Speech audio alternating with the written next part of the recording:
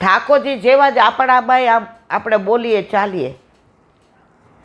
એક ભગવદીય વૈષ્ણવ છે,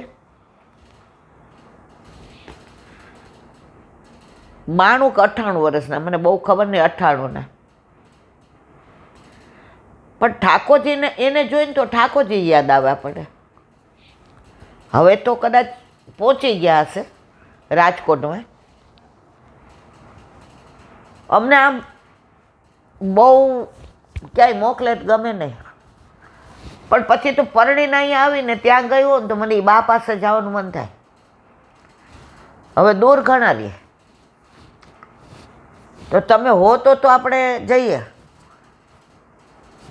મારી બા કે હાલ, મેં કીધું પણ મને કે હાલ ને બેબી રિક્ષામાં જઈએ. રાજકોટમાં અડધો કલાક રિક્ષામાં થાય એટલું દૂર. પણ એમના દર્શન કરીએ ને એટલે ઠાકોરજીને ઐશ્વર્ય, વીર, યશ, શ્રી, જ્ઞાન અને વૈરાગ, એમની કેટલી વાર અમે મુલાકાત લીધી. મને યાદ નથી એમની પાસે મને એકવાર લૌકિક શબ્દ મળ્યો હોય સાંભળવા. અને આમ જુઓ ને તો એમની તબિયત એટલી નાજુક, આપણને એમ થાય કે હમણાં પહોંચી જશે. પણ આપણે જઈએ ને, આપણે જલ ના, હું જલ લઈ આવું. આયે મેરે નંદન નંદન કે પ્યારે સાયુજ્ય. કણકો લઈને જા ને બટા, મારી બા ને કેવું, મને નહીં, મને અમે તો હવે હજી એટલે પહોંચ્યા જ જોતા કે અમને બેબી આવી છે, આવ મારા દીકરા આવ. મારી બા કે માં, એ કે બેસું. કણકામાં શું હોય ખબર છે? પૂરી ને આલુનું શાક ને દહીં ને માનભોગ ને સંધાના અથાણા જાતે કરે. મને યાદ નહીં કોઈ દી એણે અમને થાળીમાં આપ્યું હોય, પાતરમાં. એટલે હું કહું એકમાં બે લઈ લેશું. ના, તારું એઠું તારી માં ખાય, તારી માનું એઠું નહીં, 2 પાતર. રીખું તમે માનશો નહીં, પાતર અમને એ 90 કે 98 વર્ષના બા પાતર, એ કે ના મારા હમ, મારા ગળાના હમ, એમ કે. એ કે આજે તો બધાય દોષો નિવૃત્તિ થઈ ગઈ. મારા વૈષ્ણવ મારા ઘરે આવ્યા, ત્યાં પોતનું કરે. ગાય હતી તો એનું છાણ ને ગૌમૂત્ર, અને એના ઘરે કોઈ દી બીડા વિના ના આવી. પીરસતા પીરસતા સત્સંગ, પાતર લેતા લેતા ઠાકોરજીની વાતો, ડેલી સુધી મૂકવા આવે. હવે શરૂઆતમાં આપણને એવી ખબર ન પડે, એટલે નાના હોય ને, એટલે પરણી ગઈ હતી. મેં તો બા મેં જાય છી, મારો દીકરો એમ કહેવાય જઈ આવું, તારે બીજી વાર નહીં આવવાનું. ને મને એમ તે આ 100 વર્ષના હજી આને, એ કે જ્યાં સુધી મારા ઠાકોરજીને ભૂતલ પર મારા હાથે લાડ લડવા ત્યાં સુધી તો હું અહીંયા જ છું. બેબી બોલ જઈ આવું. આવા ભગવદીઓ પાસેથી અમે શીખા કે ક્યાંય પણ જઈએ ને તો જાઉં છું એમ ન કહેવાય. જાઉં છું એટલે આમ, જઈ આવું એટલે પાછી આવું છે. અને એ કે બટા જઈએ ને બહાર એટલે ઠાકોરજીને કહીને જવાનું, મારા વાલા જઈને આવો, એ તમારી રાહ જોશે. બાકી બધા સ્વાર્થના સંબંધો છે. અહેતુક સંબંધો હોય તો ઠાકોરજી સાથે આવીને ઠાકોરજીને કહો મારા વાલા આવી ગઈ હો, એ રાહ જોતું હોય. તો સાયુજ્ય, સેવાનો અધિકાર પ્રાપ્ત થાય તેવું દૈવ્ય શરીર વૈકુંઠ આદિમાં મળે. આ ત્રીજું ફળ છે. તમે ઠાકોરજી પધરાવો, બ્રહ્મ સંબંધ લ્યો એટલે તનુ નવત્વનું, સેવા યોગ્ય દેહ. પણ 9 તનુ નવત્વ ત્યાં સેવા મળે એનું કયું? યમુનાજી જ્યારે લઈ જાય, લીલામાં જઈએ, શુદ્ધ કરે, બધા સ્નાન કરાવે ને છેલ્લે, સિદ્ધ કરે, સરસ શણગારે, સજાવે, મસ્ત તૈયાર કરે, અને વલ્લભ બિરાજતા જ હોય, હાલો હાથ પકડીને લઈ જાઓ.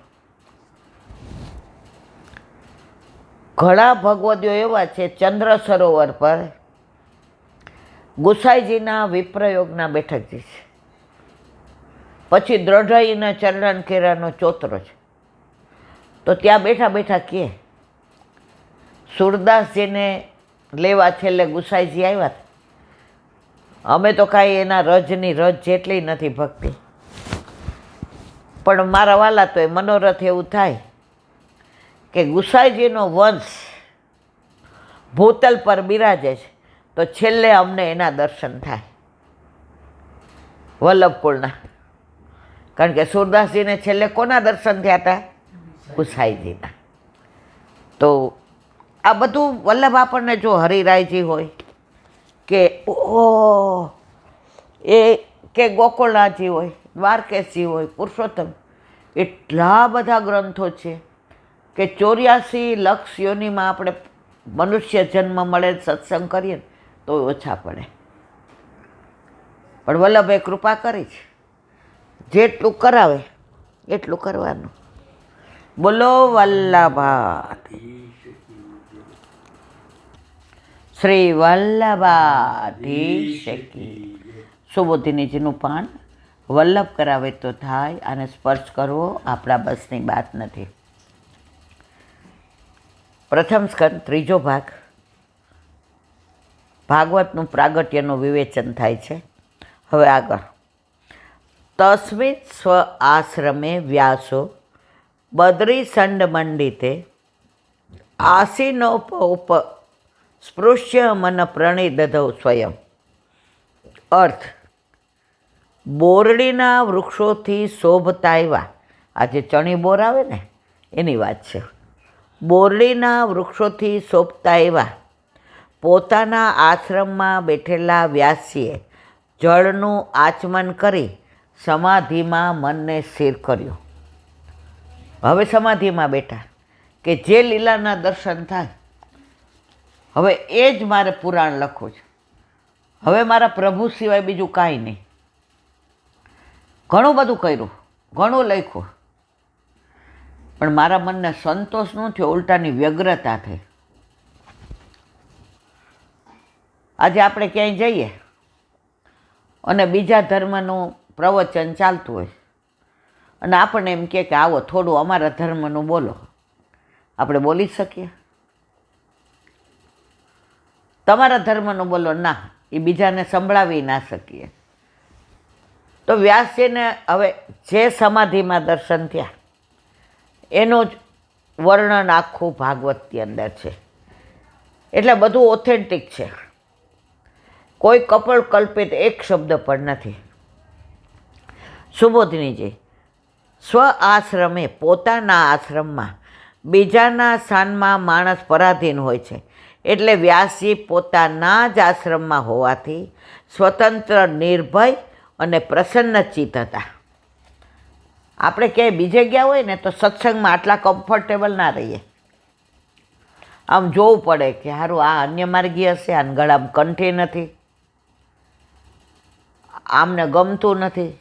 પણ આપણા ઘરે આપણે બે હોઈએ, આપણે, તમે, હું ને આપણા ઠાકોરજી સાંભળે છે, તો દરેક પોતાના ઘરમાં કમ્ફર્ટ ઝોનમાં હોય.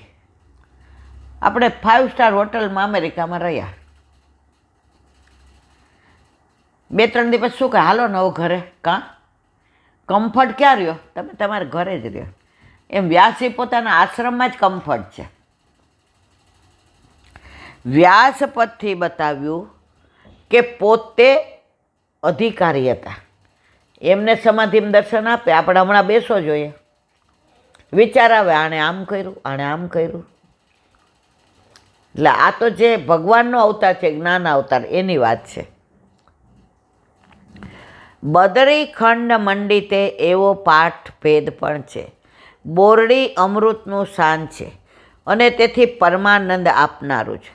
તે વૃક્ષોનો સમૂહ વ્યાસજીના આશ્રમમાં છે. બોરડીના વૃક્ષોનો સમૂહ વ્યાસજીના આશ્રમમાં છે. એટલે એને કહેવાય બાદરી નારાયણ. અથવા તો બોરડીના વૃક્ષના લાકડાથી આપનો આશ્રમ શોભે છે. આમ આ આશ્રમ તપ અને મોક્ષનું સ્થાન છે એનું નિરૂપણ કર્યું છે. તે આશ્રમમાં વ્યાસજી બેઠેલા છે. ત્યાં બધા દેવતાઓને પ્રસન્ન રાખવા આચમન કર્યું છે. શ્રુતિ કહે છે, યત તિરાચામતી તેને રુચઃ પ્રીણાતિ. જે 3 વખત આચમન કરે છે તે આચમનથી વેદની ઋચાઓ તૃપ્ત થાય છે. આ બધું બ્રાહ્મણ ઋષિઓની વાત છે, આપણી તો કોઈ આમની અંદર વાત છે જ નહીં. આપણે ઘણીવાર વલ્લભકુળના ઘરે જઈએ ને તો દર્શન કરવા જઈએ એટલે ભાભીજી એમ કે સંધ્યા કોઠામાં, તો નાના હોય ને બુદ્ધિ ન હોય એટલે હામાં બેસી જાય અને પાછા આમ એટલી ખબર પડે, પૂછાય નહીં, બોલાય નહીં. તો જે આમ કરીને આમ આચમન કરતા હોય ને આ બધું કરતા હોય, હવે ખબર પડે કે આ બધું શું કરતા હોય છે. અને ગુસાઈજી જો આમ સંધ્યાવદનમાં એવા એમનું ચિત્રજી છે તો 3 વાર આચમન કરે, વેદની ઋચાઓને તૃપ્ત કરે છે. તેથી યોગ દ્વારા વ્યાસીએ મનને સિદ્ધ કર્યું. હવે જો બધી બાજુથી મનને ખેંચી લીધું, વ્યગ્રતા ગઈ, નારદજી ગયા, અન્ય બધા જે લખ્યા હતા પુરાણો એના બધાના અંદરના પાત્રો ગયા, ફક્ત એક નંદનંદન ઠાકોરજી યશોદાનંદન આને લીલાને યોગ દ્વારા મનમાં સ્થાપિત કરી અને સમાધિમાં જે લીલાના દર્શન થયા એનું વર્ણન વ્યાસજીએ ભાગવતમાં કર્યું છે. તમે જો ભાગવતજી તમે 1 વાર 10 વાર 1000 વાર સાંભળો ને તમને કંટાળો ન આવે. તમે પિક્ચર ગમે એવું સારું હોય ને 2-3 વાર જુઓ ને પછી તમને કોઈ કહે ને કે ના ભાઈ જા, મારે કાંઈ મફતમાં નથી આવું. એમાંય તમે ભાગવતમાં દશમસ્કંદ ઠાકોરજીની લીલા ચાલતી હોય અને કોઈ એમ કે ભાઈ ગાડીમાં જગ્યા ચાલો ને, બેસ જાય. પણ પાછું ભાગવતે પુષ્ટિ માર્ગીય શાસ્ત્રીજી હોવા જોઈએ અને કાં વલ્લભકુળ હોવા જોઈએ. ગમે એના મોઢે ના સંભળાય, નહીતર તમને દુસંગ લાગતા વાર લાગતી નથી. વ્યાસીએ નારદજીનો અભિપ્રાય જાણી સમાધિ લીધી હતી, પણ નારદજીએ બતાવેલા માર્ગથી બીજો કોઈ સ્વતંત્ર માર્ગ પણ જો ભગવાનને અભિષશે તો મને એની સ્ફૂર્ણા પણ કરશે. એવી બુદ્ધિથી યોગથી સ્થિર કરેલા મનથી વ્યાસજીએ સમાધિ ધારણ કરી. ઠાકોરજીને મનમાં લાવીને કીધું કે નારદજીએ બતાવેલો માર્ગ યોગ્ય હોય તો એ, અને આપ કહો તો એ, પણ હવે મારે આપણા સિવાય બીજું કાંઈ યોગ કે ત્વપ દ્વારા જોઈતું નથી, આપ જ જોઈએ છીએ. એવી બુદ્ધિથી યોગથી સ્થિર કરેલા મનથી વ્યાસજીએ સમાધિ ધારણ કરી.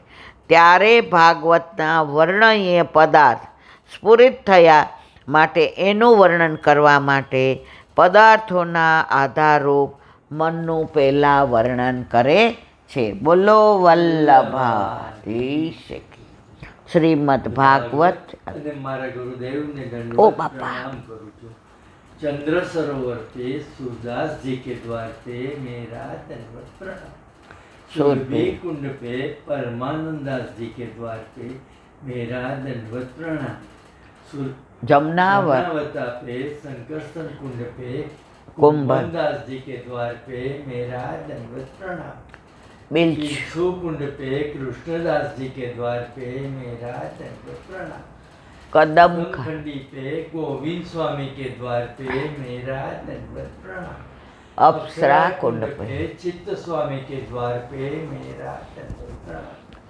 मानसी गंगा पे नंददास जी के द्वार पे मेरा दंडवत प्रणाम. रुद्र कुंड पे चत्रभुदासी के द्वार पे मेरा दंडवत प्रणाम. व्रज विलास व्रजनी गोपिकाओं ने मारा दंडवत प्रणाम. હે વલ્લભ, સવારથી અત્યાર સુધી સેવા સ્મરણ સત્સંગ જે પણ તે કરાવ્યું તે તારા ચરણારવિંદમાં સમર્પણ કરું છું. ભૂલ અપરાધ થઈ હોય તો ક્ષમા કરજો. બોલો વલ્લભાધીશ કી જય.